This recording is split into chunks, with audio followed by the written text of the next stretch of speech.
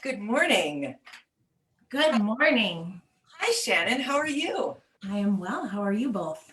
We're good. We are good. So, Facebook world, Daily Dose Watchers, this is my friend Shannon Steffke, although we realized today that we've actually never met in person.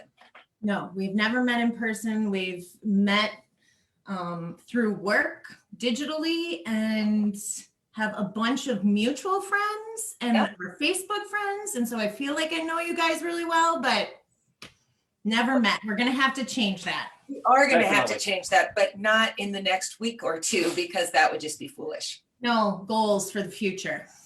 Yes. Well, we're so happy that you're joining us today on Daily Dose Guest Thursday.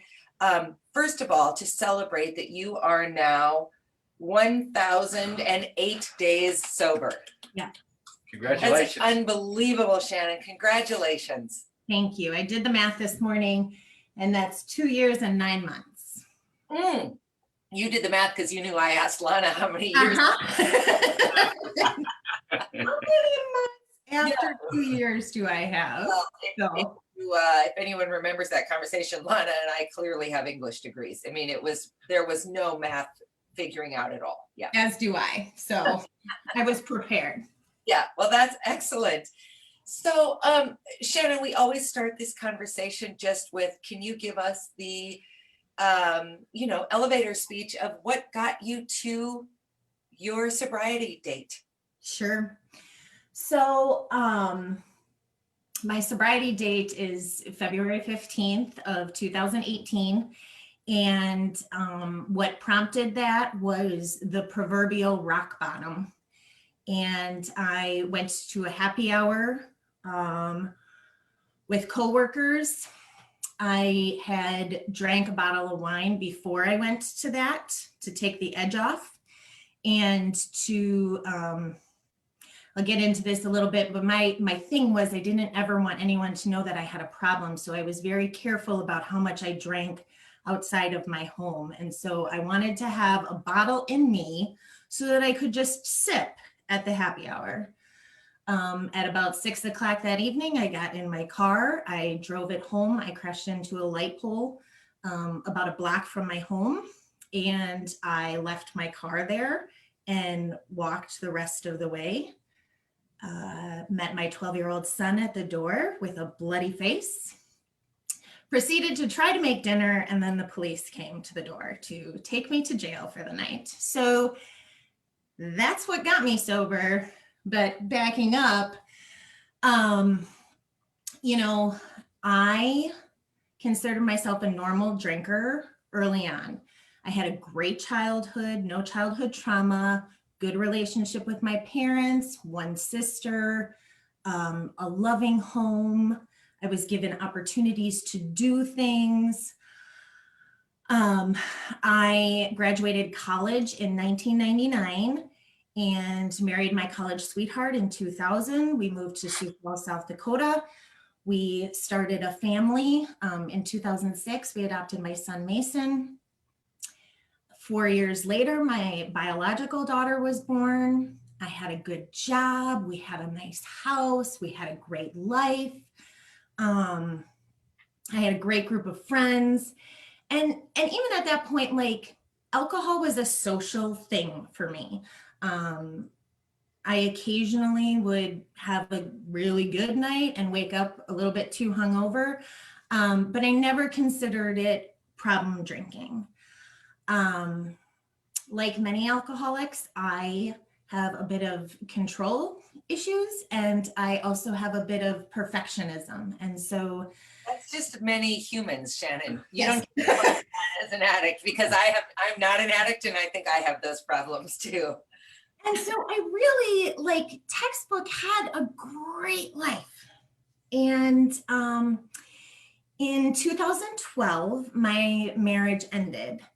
And I was a single mom of 2 kids, had a good divorce. Of course, why wouldn't I have a good divorce? That's what I'm going to do. And that sun just all of a sudden came up and I look like a ghost. But it's a beautiful day. And I looked at adversity as like something to conquer. Like, I'm going to do this. This is an opportunity for me to find myself. This is an opportunity for me to show my kids that families can be, a little bit different and all these things. And so I was a really positive person and I really wanted to like tackle this head on. And the truth is that it was a struggle. And I didn't want to admit that. And so my dip into alcoholism started then. And it was a slow curve. I didn't know quite what to do with myself when I didn't have my children. So I would go party.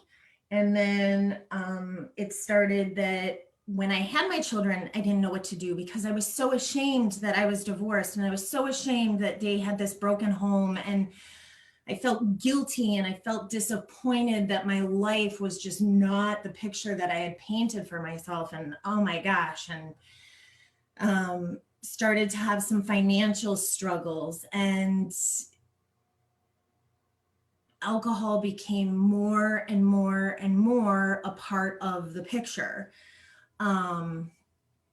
And yet I was still continuing to do all the things. I was continuing to work. I was continuing to support my kids. I was at all the events I was supposed to be at. I was, and even friends and family would say things like, I don't blame you. Life's really hard right now. It was not like it was encouraged, but it was just accepted. Like, this is a phase. I got into a marriage that was a horrible idea, a second marriage that was a horrible idea. It was a terribly toxic marriage, and I drank more.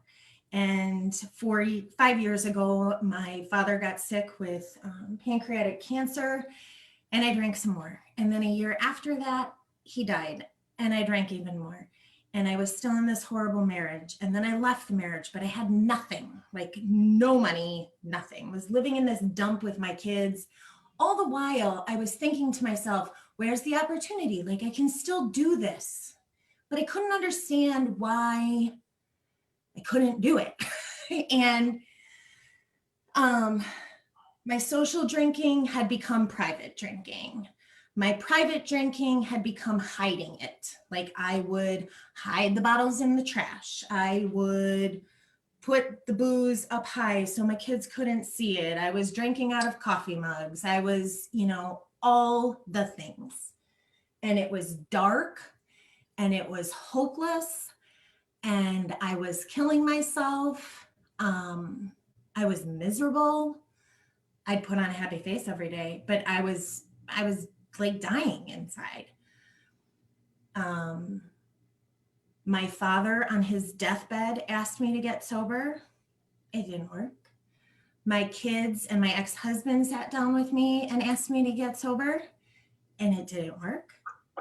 And so what needed to happen is I needed to crash my car and go to jail and lose my driver's license and spend a year without a license. That's what needed to happen. And yeah, it was divine intervention. I mean, I wish it hadn't happened, but I'm so glad that it did. Wow. That's super powerful, Shannon. That is. Thanks. And the good thing of all these stories is you came out of it the other side a better person. A far better person. Like, all the things that I had wanted all this time, like to be a great mom and to be successful and to be a good friend and all these things that I was striving for, and I couldn't quite figure out like what was happening. Well, the piece was alcohol, and that is what was standing in the way of me truly being my authentic self. And life's good. It's hard, but it's good. So I'm really struck by that idea of you had this vision for what you wanted life to be. And you even at one point kind of had it, and then it went away. And so you were searching for it and you couldn't quite figure out why you couldn't get it. You could articulate it, but you couldn't get it. And I feel like Because I've not heard anybody else say that, Shannon, but that was what I felt like as the spouse, and I'll let you answer this too. But I knew who he had been. I Mhm. knew that I married the right person, but the right person was no longer with me. Mm. And I kept thinking, well, how can I intellectually understand that something is going wrong, but I don't know what it is? Mhm. I constantly felt like I was blindfolded walking through a really thick, dark jungle. And Mhm. I was supposed to get to the other side, and I couldn't get there because I couldn't see anything, even though I believed fervently that the other side did exist. Yes. It's the most, you've articulated it better than I've heard anyone else articulate it, which I think is why I'm so moved by it, because I just, oh my gosh, my heart is racing right now to think about how frustrating it was to know what I wanted and to not know why I couldn't have it. Yes. Yes. Did you feel that? And Sorry, Shannon, I didn't mean to. Yeah, I was miserable. I was a miserable drunk. I like to say now I'm a happy, smiling alcoholic, but I was a miserable drunk, and I was either too scared or just part of me thought that it wasn't worth the bother to try and be sober. That I had lost the right to be myself. sure. I kind of thought, well, I had that, and look what I've done with it. So clearly, I didn't deserve it. And I actually think that's what kept me in that state of being a miserable drunk for a lot longer than I should have. That's very Irish Catholic of you. Isn't it? It's too bad. I could write a book on being an Irish Catholic right there. A miserable read. That'll be it. Yeah. But I did, honestly. And then, I mean, my rock bottom moment was someone's bad day. It wasn't as bad as yours, but I had mine. And when I woke up and realized, hey, I'm oh, wait a minute, what's this? A coherent thought in my head because I'm sober. Yeah. And I knew then I wanted to try to stay that way. I over time I started to admit that that I knew something was wrong and that alcohol was playing a role in it. However, I didn't want to surrender to this idea that I had an illness that was going to be with me forever. I wanted to control it. I wanted to say, today I'm not going to the grocery store to pick up a bottle, and I won't return in a few hours to get a few more bottles. I wanted, because I felt like so much of my life had become out of control, that this was the one thing I wanted to control. And the idea of never drinking again was huge. Like, that's huge. And I didn't talk about how I got sober, but I dove into a very famous, familiar 12-step program. I did 90 meetings in 90 days. And I dove into it, and it's interesting. We were talking that I know Lana Whiting, who was a guest on your show, I think 2 weeks ago or maybe more. And she and I have different paths to sobriety. And one of the things that Lana mentioned was that she doesn't like the labels of like alcoholism or alcoholic. For me, the label is power. The label freed me. When I walked into my first meeting and I said, I'm Shannon, I'm an alcoholic, the weight of the world just disappeared because I had found my home and I had found my people. Like, I was in a room full of people just like me, different, but Yeah. just like me. I belonged, and this wasn't a thing, that I was not the only one who was doing these things at night. I wasn't the only one who had lost my driver's license.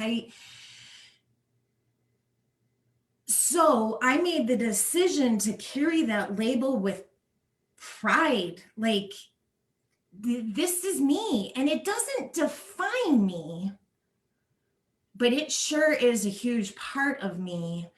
And that's why I've decided to recover out loud, is because I want to break down the stigma of who alcoholics and addicts are. We are everyone. I'm not living under a bridge somewhere. I'm not carrying around a brown paper bag. I'm not broke. I'm not homeless. I'm not jobless.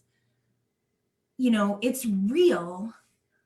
And so my hope is that someone hears the story, I've planted the seed, and then they can find their own way, you know, whether it's the program I went through, whether it's inpatient or outpatient, or, you know, whether it's standing up as a defiance of the societal norms of, you know, drinking. And so, yeah, that's been a part of my tool. And I know Jonathan mentioned also like accountability. There's a piece of that too, that by recovering out loud, people know, and they'll know if I slip up. Yeah, one of my counselors said to me once that one of my, at the time, many problems was that I had lost my ability to take accountability. Yeah. My gosh. Yes. And she said to me, I would never want to hear the word but out of your mouth ever again. And I don't think in 3 years and nearly 10 months, I've actually said, I know but, or something like that. I've Right. never, which is why, like you, I'm proud to say, weirdly, hey, I'm Maz, I am an alcoholic. Yes. Well, you know what? It's the same reason I was always really proud to say I was a young single mom. Mm-hmm. There's an expectation and a stereotype around what young single moms are and what happens to the children that they produce. And I'm here to show you, no, there's not. Oh, no. Right. You know, and so I think we've created all of these out of the mom, dad, 2.2 children, white picket fence, dog and cat scenarios, all of which we've decided are not appropriate or that they're flawed. And so it behooves those of us who don't live in that very square world where, P.S., most of those mothers were alcoholics, most of the dads were having affairs, and the children were woefully unhappy. Not most, but many. You know, it behooves those of us who did not fit that standard to stand up and say, yeah, I don't fit that, but there's joy, there's happiness, there's success, there's highs and lows, and welcome to life. Yes. Have you ever been to an all-women's meeting? Yes. I was worried when they sent me to my first all-male AA meeting. I thought, my God, this is going to be just I thought it was going to be a disaster and no one was going to be truthful and it was all going to be, oh, Kind of boasty. I've never met a bunch, and the one I used to go to before COVID hit. It's 200 of us on a Saturday morning. I've never been in a room where just 200 men just don't. They just are truthful. Truthful. That is, you know, the key, right? Like the honesty that comes with sobriety. There's no more secrets. There's no more hiding. I've involved my children in the process. I don't want them to be ashamed of their mom. They can be disappointed in who she was before. But, you know, my daughter, who she's 11 now, and was, you know, obviously 3 years younger at the time, she's proud. Like if I have my blue book sitting on the car seat and her friend gets in, like, she's like, oh, there's my mom's AA book.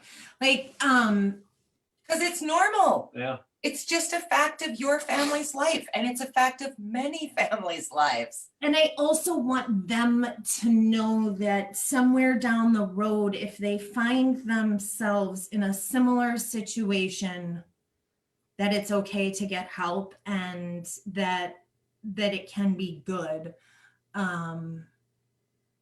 It's just important to be honest. And Maz, I know you've talked about it, but it's a program for life. Like, it helped me stop drinking, but I truly believe that it's helped me just be a better human being. Oh, yes, I agree with you completely. And it's also given me the tools to get through hardships. So my hardships didn't stop just because I got sober. People still die, things still happen. We're living through a pandemic. But sobriety and the 12-step program help me get through those things and do so with hopefully a tiny bit of grace. I don't know, sometimes it's ugly, but Well, again, that's also not the purview of the addict. That's the purview of being a human. yes. Yeah. And I say this all the time, but what I have learned about the 12 steps because of Maz has made me a better human. Mhm. I sure wouldn't wish this on people because it's pretty awful to go through. And I know that we didn't go through the worst versions of it. I know that it can be much, much worse than what happened in our house. But I'm so grateful to be on this end of it and to have learned what I've learned because of it. Because I don't know how else I would have developed this kind of empathy and this kind of just, I don't even really know how to articulate it, but I've lost a lot of judgment about other people, not just addicts, but people in general, because I know what it's like to be on the other end of it now. And I also know how out of control that situation can make it. You can't control it. No. So then it's, it's like being the mother who's being judged because the toddler's on the floor of the grocery store. You can't control that. You can pick them up and take them out, but you can't rationally get them to stop. And so to be in a place where I know what that judgment feels like has made me a much better person in so many ways. And I'm so grateful for that. But I say that with the recognition that we're not in and out of treatment. And, I think for other people, that grace and that appreciation is much, much harder won. Yes, for sure. And I was lucky in that when I started making my amends, I had not done a lot of permanent damage. I was very fortunate in that people accepted my amends and that they were still there to support me. And so I've been blessed as well too. I did crash my car, but it could have been worse. You You hit a light, not Yeah. a person. You didn't hit. Correct. Yeah. So there are a lot of things that even in my own journey, I recognize that, okay, it was bad and it was bad for me. And the thing is that it's all relative. Like it's all our own stories, and the struggle is real no matter how bad it gets. Sometimes you just wake up in the morning and you realize I want to be sober. That wasn't working for me. Like it wasn't enough to want it. I needed something to smack me in the face, quite literally, and get me where I needed to be. And I would have been open to treatment if that had been presented to me through the court system, but I truly believed that if I followed this program, it would work. And the reason is because I saw it working in the lives of other people. And another tool that I found was I have an hour commute in the morning to work and an hour commute home. And I just listen to podcasts. What an amazing tool to have that hour for myself in the morning, start my day off right, and just listen to other people's stories and listen to other people's strategies and the tools that are in their toolbox. And again, reiterate that I'm not alone. Like I'm not the only one. There's so much power in when you hear someone talk and go, oh yes, I know what that's like. That's powerful. Well, Shannon, thanks so much my for gosh, sharing thank you. your story. It It's was been fantastic to almost meet you. I know we're gonna have to make that happen. I love Fargo. I love people in Fargo. I haven't been there in quite a while, and when this all passes, I will make a trip up there and we'll meet and we'll celebrate and we'll have a great non-alcoholic drink together. Absolutely. Thanks so much. You. Have an excellent day Have a and a great great day. Thanksgiving. Yes, you too. Be well. Thanks, you And too. Thanks. Everybody Bye. else, we'll see you tomorrow. Bye.